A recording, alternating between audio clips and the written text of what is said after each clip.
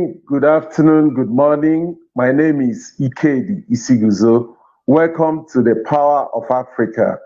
We're reaching you from Abuja, Nigeria, and I have three panelists on this program. We're discussing politics of Africa, African politics, and how it all affects the world.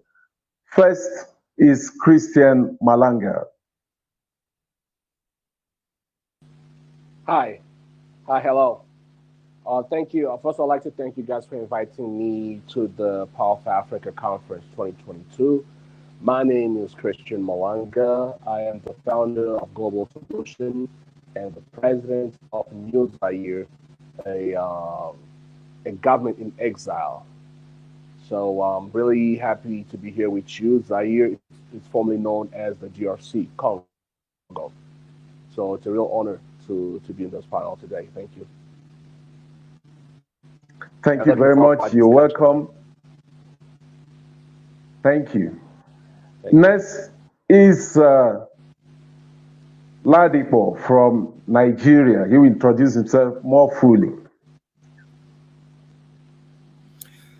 Good day, and thanks for inviting me to the Power of Africa Conference 2022.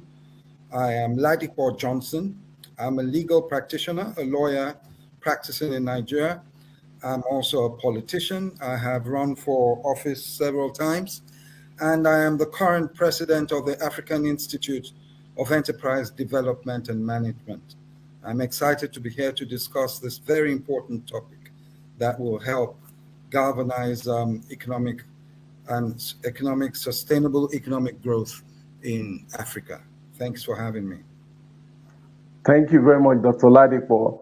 And finally, we have Jufa.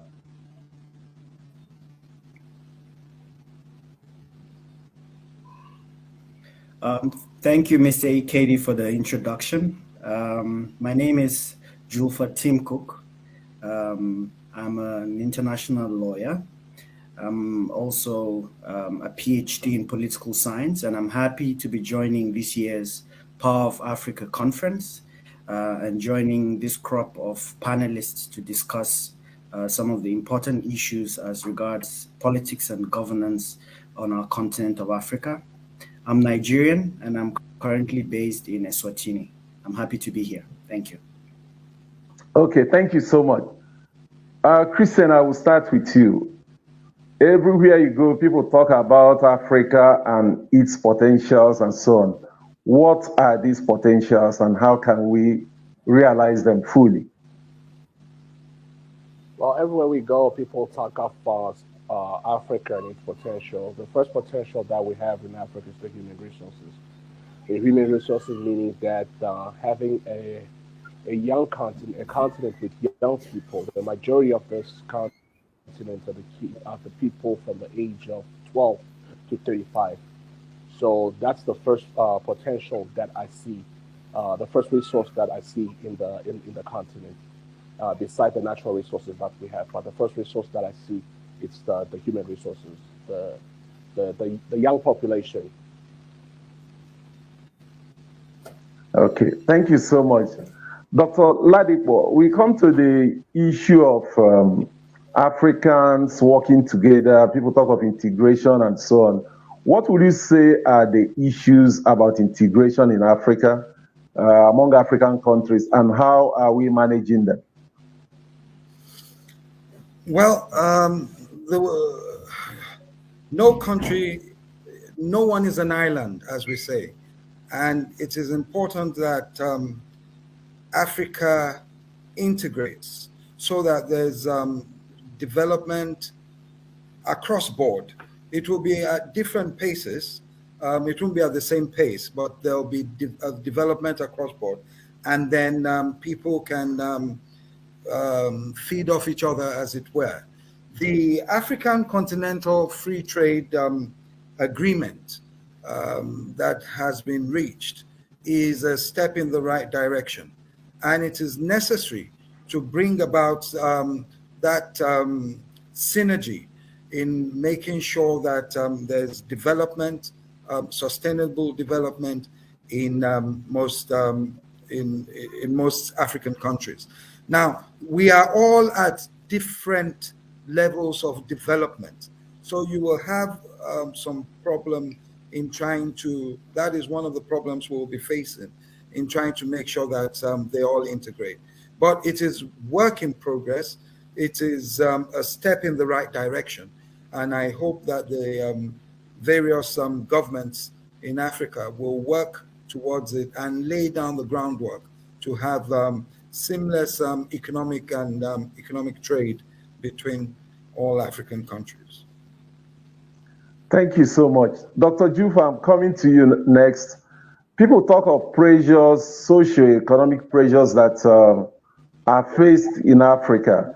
Can we hear you talk about this, please? In fact, leaning to what the legal practitioner and politician Barrister Ladipo Johnson just talked about, I think Africa, the success of Africa lies in the integration of Africa. Indeed, as different countries, we share several comparative advantages. So we need, as Africa, to begin to trade among ourselves. We need to close the ranks and begin to do things with one another more than we used to do in the past. So indeed, like he mentioned, the African Continental Free Trade Agreement is a step in the right direction. The peoples of Africa have to break some of these barriers that exist and begin this important step towards regional integration. Having said that, I think one of the fundamental issues, and it cannot be overemphasized, is about leadership. Right, that solving the socio-economic problems of our continent begins with leadership at all levels. Right, and leadership means, in my view, it's capacity and the political will and the willingness to make changes where, as it were, there weren't changes before us we are experiencing on the continent.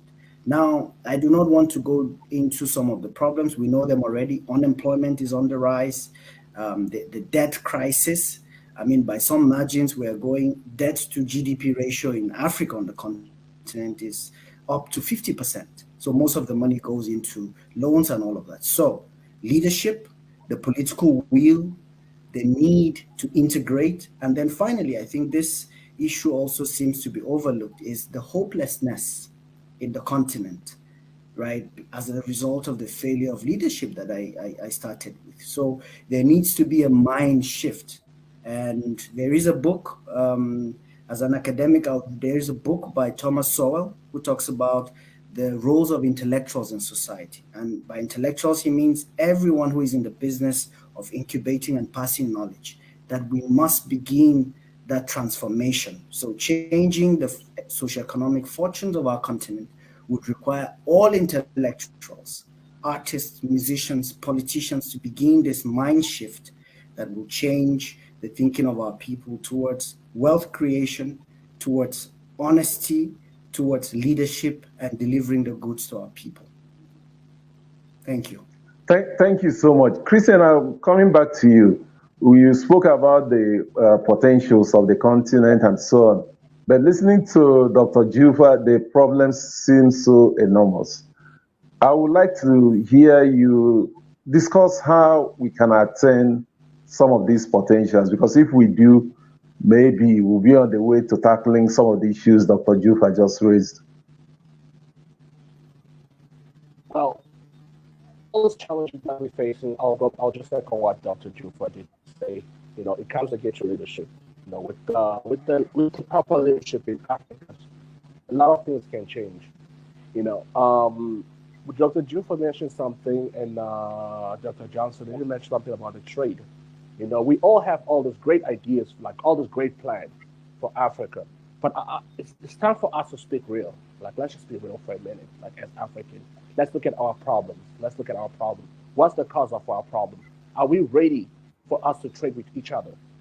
You know, is it possible? Is it possible for someone from Nigeria to trade with someone from South Sudan? Who's stopping us? Why are we not doing it? And what is that trade? Can someone from Congo, DRC, trade with someone from Chad? Who's stopping us? And how can we change it? And how can we how can we bring those change? To me, to those change, I think it's time for Africa to bring a radical change, radical reforms in every sector. Okay, there's two sectors that's real destroying Africa right now compared to the Western world or how we want Africa to be. So those sectors to me are two sectors that need to be changed so we can achieve all the things that we're talking about. That will be the security sector and then the judicial sector that has destroyed the whole Africa. That's something that has set Africa in reverse, in a reverse gear, which Africa is right now in the jet-like speed in reverse. So we just have to change that to see what we can do. We can do to change that. So each country in Africa, as I can say, there's 54 countries in Africa. It's time for each country right now for us to go to the direction that we want, to start putting an eye to our own leadership right now, to the leadership of Africa. And secondly, too, to bring all this idea that we're talking about right now, because Dr. Jufa is talking how he's speaking right now because he has traveled. But there's so many Africans who are in the country, like who are on the ground here, never been outside the country, don't understand what how the geopolitical works. How do we change that? We change with our curriculum.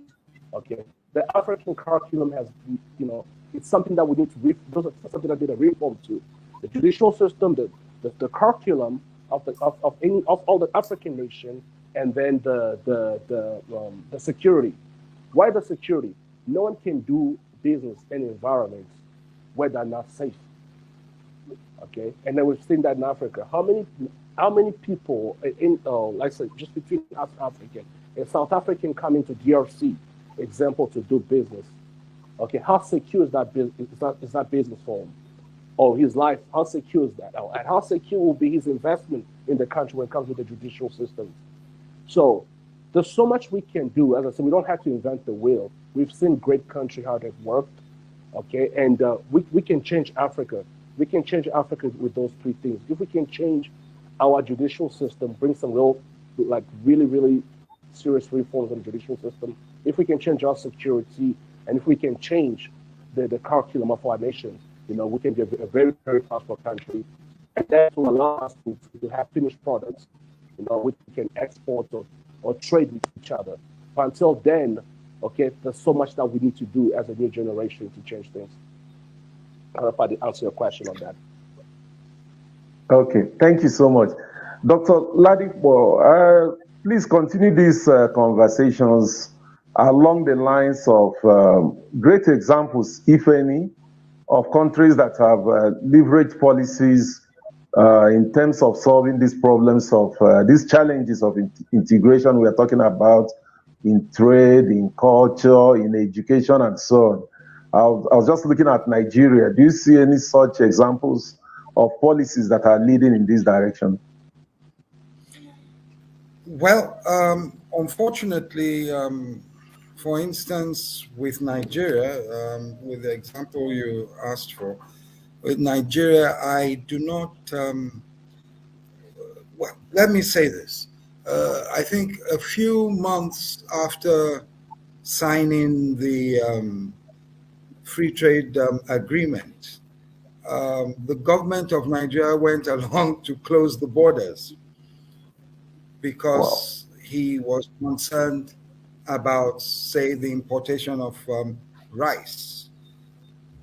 Now, that shows that one, he didn't avert his mind to what they had agreed and what they were working towards. And it caused a problem with Ghana, if you do remember, because they import, they export some bitters and things like that into Nigeria.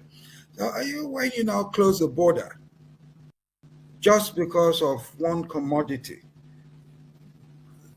you've left, and even Nigerian businessmen who exported or who export to neighboring countries suffered from that as well.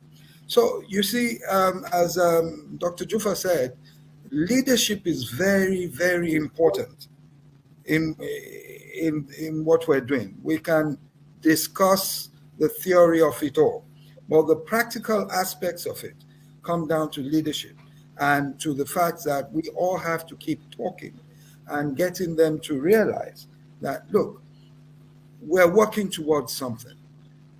What have we done? I keep asking the question. Sorry, let me use Nigeria again.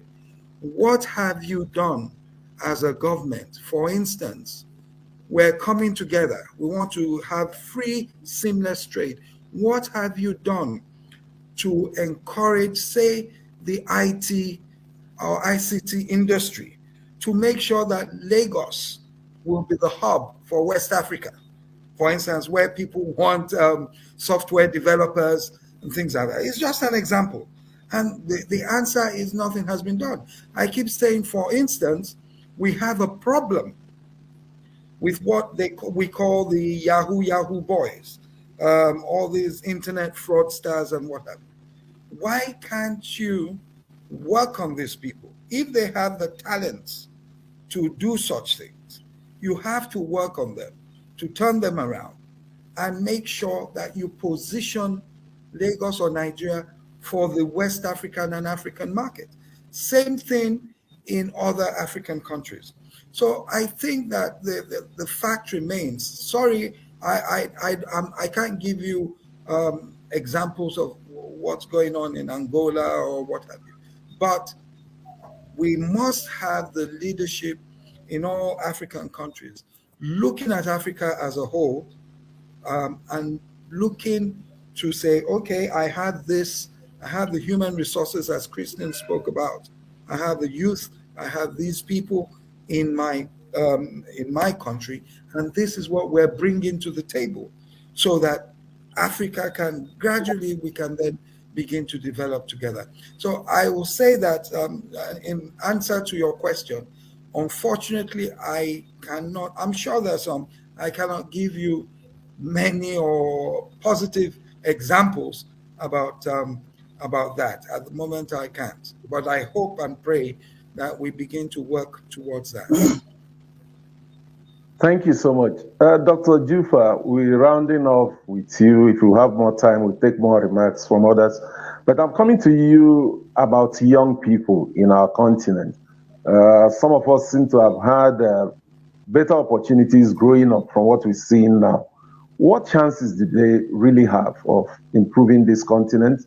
How can they get into governance? How can they get into politics when much older people are not so accommodating? What are your thoughts on this? Oh, thank you very much, Mr. Ikedi, for that wonderful question. I just crave your indulgence. Just before I delve into my question, I want to just make a point towards what Barrister Ladipo Johnson was making. He spoke dispassionately about something that is close to my heart, which is the trade and the African Free Continental Trade Agreement, which is actually, if we get it right, is a game changer for our continent. And you would just to contribute to his point, that there is Wamkele Meni, I think, is the chairperson of this agreement. The secretariat is in Accra. They are massively recruiting right now, so we're hoping it's going to gather some momentum. And now the countries in the South African Development Area, SADC, actually they are already a step ahead, right? Already the value chain in Southern Africa is one that supplies across from Central Africa, even to Lagos, the value chain of finished processed products and other things. So most of the countries around here are already leveraging on that because of the benefits that agreement brings. It opens the barriers, it cuts tariffs, and you just make money by trading with your African brothers. So just to contribute to what he's alluded to already, the Southern Africa already a step ahead. Perhaps that's why they produced the first chairperson, and we hope that Nigeria will key in, or hopefully we get politicians who will get in there and get the goods for us. So to return to the question of breaking the barrier of participation in governance, particularly for young people, I think the most important thing we need to celebrate is that increasingly Africans and young Africans have come to the realization that they have a bad deal, right? If in every kitchen, in every conversation, online and offline, you find Africans grumbling about their leaders. Yes, that is already a good step. It means they've diagnosed, they're beginning to feel the symptoms. Now, the next step for me is for people to organize. It's time to stop agonizing and it's time to organize because indeed, power is not given, it is taken.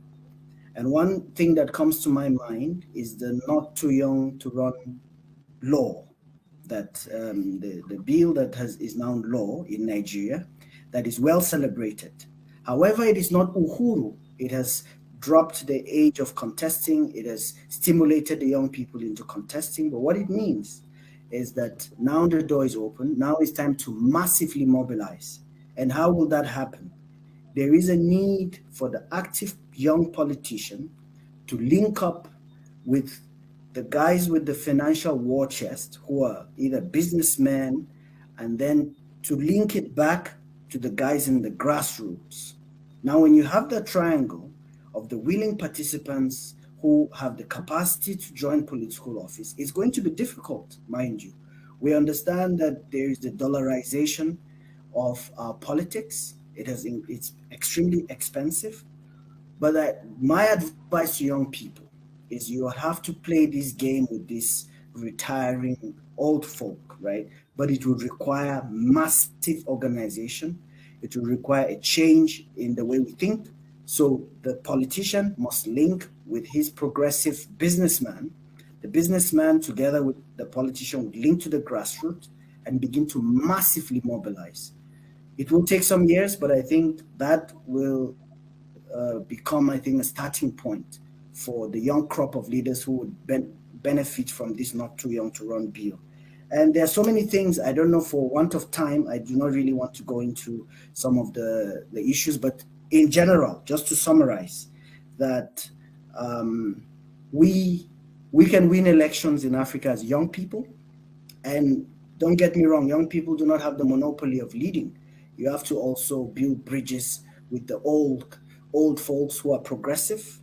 And so we must not in any way feel that young people, when you go into politics, is an entitlement. No, you have to canvass for votes. You have to understand political institutions, political processes, the modern technologies that we already have, which is a comparative advantage of science and technology to break these barriers. So I'm very optimistic about the trends that we are noticing in South Africa, in Nigeria, and in other places.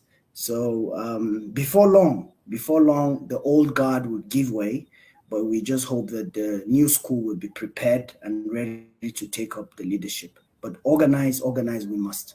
Thank you. Thank you very much. I don't know if Christian regards himself as old or young guard, but let's hear what he still has to say about politics, because whether it's policies we are talking about, anything we have to do, politics is key to that. And I also want him to maybe address a bit how women can get more involved.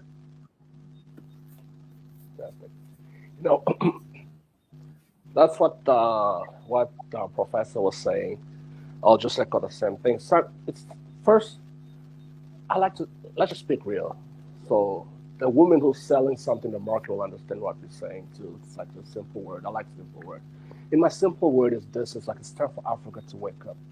It's time for African young people, youth, because the problem with Africa is this, how I see it from my perspective is Africa, we've been held back or chained by our culture, so-called culture. Our culture is a double-bladed sword.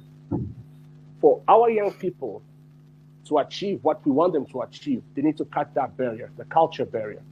In our culture, it says when someone is old, everything says is right. An old man doesn't lie, or he's right, everything that he knows right. So those are certain things like when African young people start questioning authority, put the culture part apart, like away from it. I don't care how old you're going to be, 60, 80, okay, to start questioning authority. Because the young people in Africa, they want to see change. But what's holding them back is culture. Their culture. The culture is holding them back. So you can have an elder who have all this metaphor, all this proverb that will tell you, all this mouth. What does it say? It said the African proverb is like an older man's might have a stinking mouth or something, but everything says truth. Stuff like that. What am I saying this? I've seen that in doing business in Africa, or I've seen that in the progress of Africa. A lot of African youth or young people are ready for change, but they listen a lot to their elders. And their elders are in the business of putting them down, holding their ideas, not letting them expand their ideas compared to the Western, Western youth. So if we can cut that barrier of that double-edged sword of culture first, we can cut that part and start asking our elders some real serious questions. Why are we where we are today? And I heard like we were talking about all this great stuff. I'm not a politician, so all this great thing about politicians they do about this accord on this or writing this and writing that or trade on that. Yes, it sounds good. It's an utopian dream for me. Let's ask ourselves this question. Those people are writing those bills. Who were they that morning before they get to that office? Who were they? So a person with no idea of business, but he's making a bill in how to trade. You're like, what? Let's be normal. When I look at it in Africa, I look at some the argument in Africa. I'm like, come on, let's just cut this. Let's get to the point. This person you called Minister of Trade, who was he that morning before he came in that position? Okay. That guy you called Minister of Education, who was he that morning before he came into education?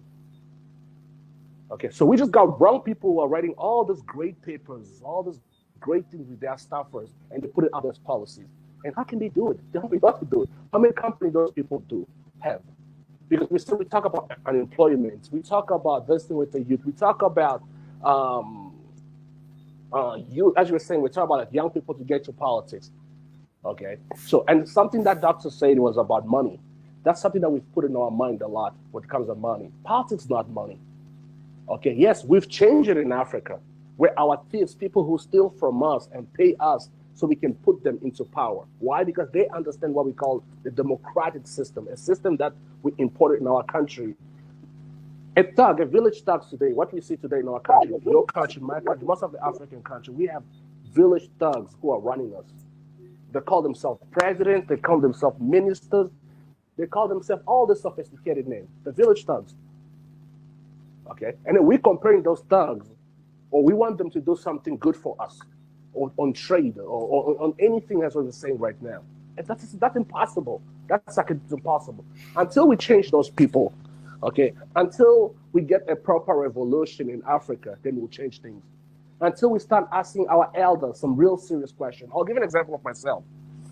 You say, what do I consider myself as a politician or as what? From the time that my elders, if you put in my mind, that the problem of our country, GRC, was a white man. But growing up now, seeing how full of nonsense our elders are, it just like disencouraged me. Like I was like, wow. So all this time growing up, I thought a white man was the problem, but we are the problem.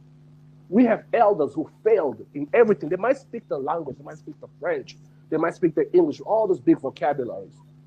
But when it comes in practice, that's zero. Compared to their competitions, like the Asians or the Americans or the Europeans, that's zero, that's nothing. But they got good speech. So if we can continue going with their speech and getting to their game that they're playing, we're not gonna move forward. Okay. If we speak of Africa, we look at our women. Let's get into the women issue. Okay. Our mother, they give birth to us. They carry us 9 months in their belly. They give birth to us painfully. When come in decision making, those are the women who hold even our economy. You go to any country, in any village, you see in the market, you'll see women. You'll see women, mothers who are selling things that in agriculture. But when it comes in the decision making of that nation, we don't involve them. Even villages, you'll see, okay, when it comes to build maybe a bridge in a village, you don't involve those women. You don't bring them in the table. So to me, in Africa, it's time for the young African to start questioning authority. Okay, to start questioning authority. Yes, we look so good on paper. We look so good in speech. But in reality, things that we do, it's of course, because we have people who have no experience, okay, who are running our countries. And then we have a nation with young people in the pretext of respect, Okay, respect, so-called respect. We get away with so many. Our elders get away with so many things that we don't question them. So they need to be challenged. These people need to be challenged. These people need to try our best in any means to get them up. Okay, Christian. So to me, that's Christian, my, thank you so much. Thank you. I would like Dr. Ladipo to help us with this. I mean, we are straying into a bit of conflict with culture. How do we respectfully get into these conversations with the elders and still involve them as young people, elderly people, women, youth, in getting our continent out of where it is at the moment? Yes, I think there's usually some form of conflict regarding our culture. But we've seen over time that in some African countries that we've had younger and younger leaders. We've had very young people as speakers of the National Assembly in Nigeria. We've had young state governors. It didn't make a difference. When it comes to pilfering, stealing, mismanagement, it has nothing to do with age. It has nothing to do with age. But you see, the African person must realize, I think there's a basic fundamental problem. A lot of those people we have at the grassroots, and a lot of professionals as well, I know about Nigeria, who do not participate in politics, do not realize that the person elected every cycle determines the price of bread. They don't realize it's that simple. And they tend to feel that government is so far away and that their votes do not count. So I think that because we've gotten to the stage where the world has become really, really a village due to the advent of the internet, and that a lot of Africans are on social media and what have you. A lot of them have seen that you have to hold government accountable. We now have to keep educating them so that they know that the more you participate, then the more you can sidestep cultural issues and taboos and what have you. So yes, there are problems with the culture, but even in business, in the corporate environment, in the judicial system, we are encountering such things and dealing with such things and handling such things. What remains? That is work in progress. I'm not saying that the business environment is 100%, but what remains is we have to bring it into the political sphere. And in the main problem with the political sphere, as we all know, I think as Dr. Joffa said earlier, is the dollarization and what have you. A lot of people know what to do, but because the big money bags are bringing in the money, they tend to feel, well, let me just grab mine, do what I want to do. Forget that a young person like myself who has ideas is contesting. They're like, no, the other person gave us this, gave us that. So it's work in progress, but I'm sure, Christian might say that I'm wrong. I'm sure when he spoke about a revolution, I was going to say I'm sure he didn't mean it literally. He might have, but we need a revolution of the mind, you understand, of our orientation, you understand. And going back to Dr. Joffa again, we need to organize across borders, not just Nigeria for Nigeria. Yes, I cannot go and vote in Ghana, but because we are now interrelated by trade and whatever. The man who is president in Ghana must be of interest to me if I'm a serious businessman in Nigeria. Mm-hmm. So we really have to begin to push. And this sort of conversation, fantastic.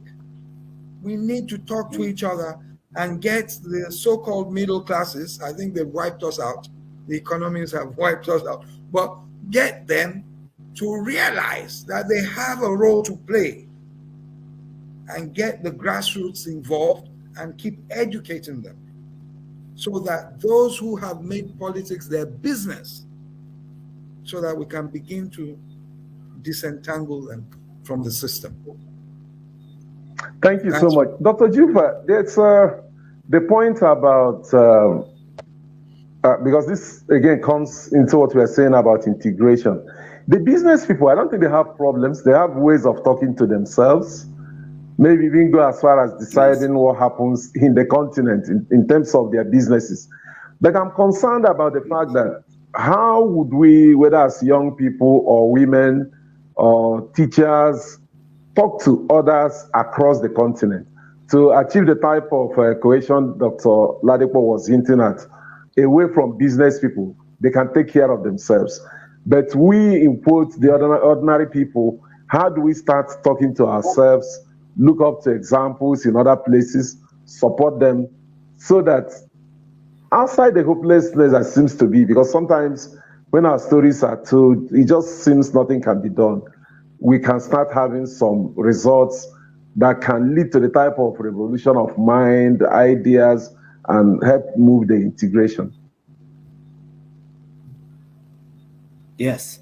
Thank you very much for that wonderful question. I think for me, what comes to mind really is that, we must, like Dr. Ladipo mentioned, that this is it's almost like a psychological warfare, if not a psychological warfare. It's all going to happen in the mind. Now, of course, the intellectuals are gradually getting very frustrated. The middle class is unable to hold that middle ground because the ruling class, there's a great disparity between the ruling class and then the ruled, and it creates that hopelessness. And when you are in survival mode, you really cannot think creatively and realize that there's actually hope or something you can do. So this is what I propose, that for those of us who are in the business of articulating these views, or whether we're practicing it in whatever shape or form, now there needs to be training, whether it's in the formal or informal sectors, about the fundamentals of politics and economics. I do not mean the type that would tell them about Adam Smith, no. The type that I'm practicing, for example, that there is a tree in my village called the neem tree, what they call Dogonyaro. And I have women there and I tell them we can extract this oil from this tree. You extract it, I find a buyer, and the exchange takes place. After the first supply, they're excited. I tell them in the native language what the uses are, and then we up the extraction method a little higher using other equipment. So for me, because I'm a practical person, I think first we must always continue to educate our people despite the hopelessness, and educate them with the right information, with the right tools that they need to get themselves out of this thing. And then when we can, like for a conference like this that brings like minds from different places to cross-pollinate ideas, but not for the purpose of this conference alone, but to take it back to our people, to share it. Most of our young people are online, and when they go back to their villages, they talk to old women and old men who are not on WhatsApp or on YouTube, but they are waiting to hear the information. So I think we can begin in that direction. If it's going to be a gradualist approach, but it's sustainable. It's sustainable. Thank you. Thank you very much. First, we have the ideas. Secondly, we find people who have similar ideas. We continue fertilizing them and keep sharing. Christian, I come to you again. You're a politician, businessman, and maybe I would say among other things. How effective are these? Because there are also obstacles. I mean, once it gets to Africa, we face all types of challenges. There's a challenge of power. There's a challenge of cost of data, even acquisition of things like telephone. How effective do you think this sharing of ideas we are suggesting will be?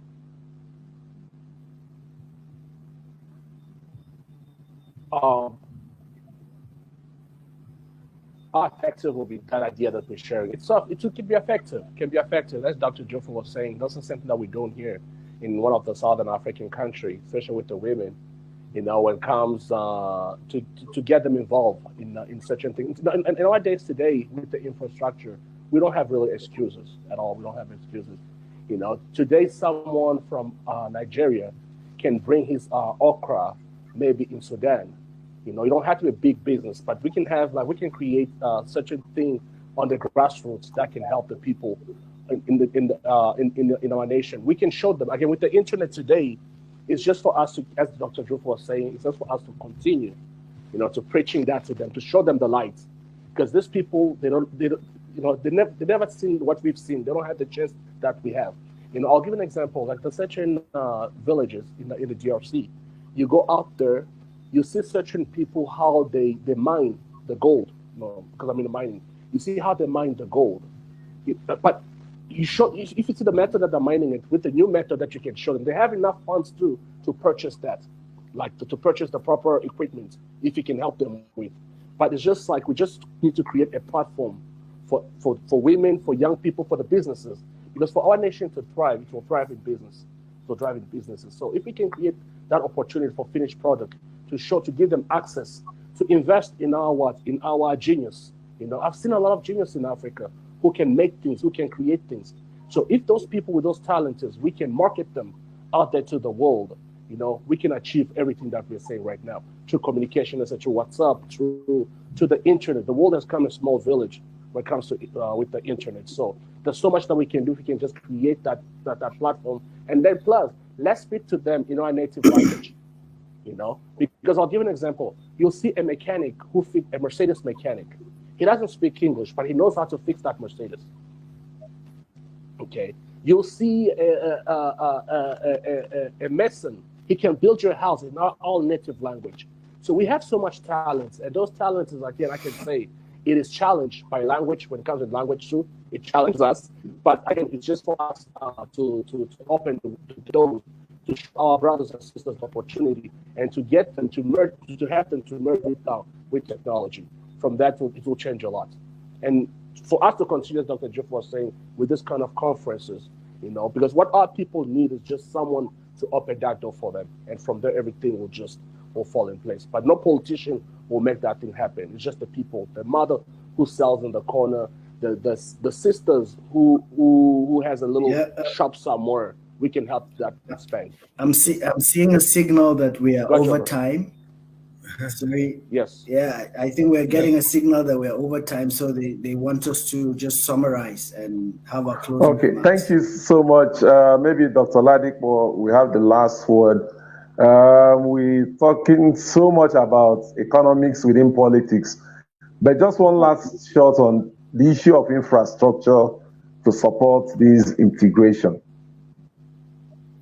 Well, just to wrap up, as you said, I think we've said everything that needs to be said.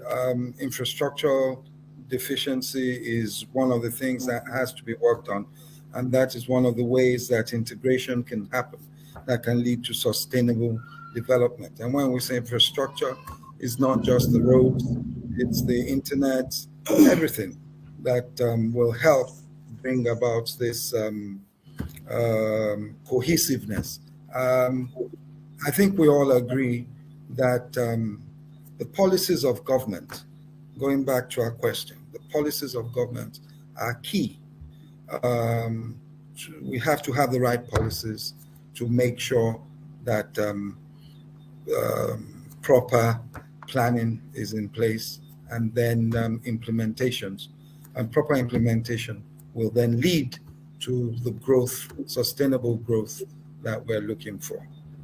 So that's what I believe in. Thank you very much. Okay, thank you so much, Dr. Ladepo, Dr. Jufa, and Christian. I believe we'll continue these conversations outside this Power of Africa conference. Take them to the villages, take them to all parts of Africa, and then to the larger world to make sure that Africa really counts and is also counted. Thank you so much. My name is Ikedi Isiguzo, and I say bye-bye. Thank you. Thank you very much indeed. Thank you.